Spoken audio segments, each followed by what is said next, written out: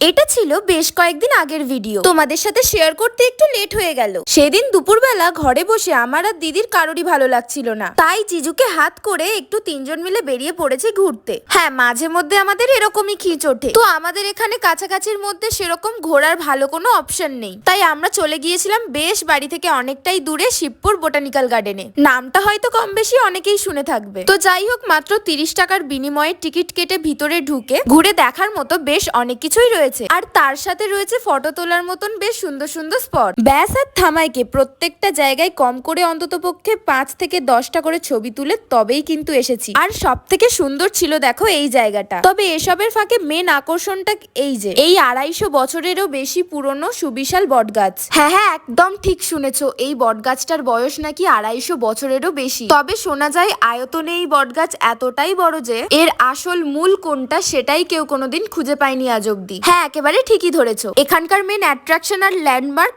এই বটগাছই। তারপর হেঁটে যেতে যেতে দেখতে পাই এই জ্যান্ট ওয়াটার লিলি আর তার পাতা। তবে সব থেকে জোকিং পার্ট কি জানো, এটাকে আমি ছোট থেকে পদ্মপাতা বলে চিনে বড় হয়েছি। না না, আমি একা না, ইনফ্যাক্ট এখনো পর্যন্ত অনেকেই এটাকে পদ্মপাতা বলেই চেনে। তো যাই হোক, ভিতরের অনেক কটা সুন্দর জায়গার মধ্যে কয়েকটা সুন্দর জায়গা ঘুরে কিছু ছবি তুলে সুন্দর সুন্দর বেরিয়ে আসতে হয় আমাদেরকে, কারণ এখানের গেট বন্ধ হয়ে যায় বিকেল 5:30টায়। তো আর কি, ঘুরে হালকা পেট পুজো করে সোজা এবার বাড়ির পথে।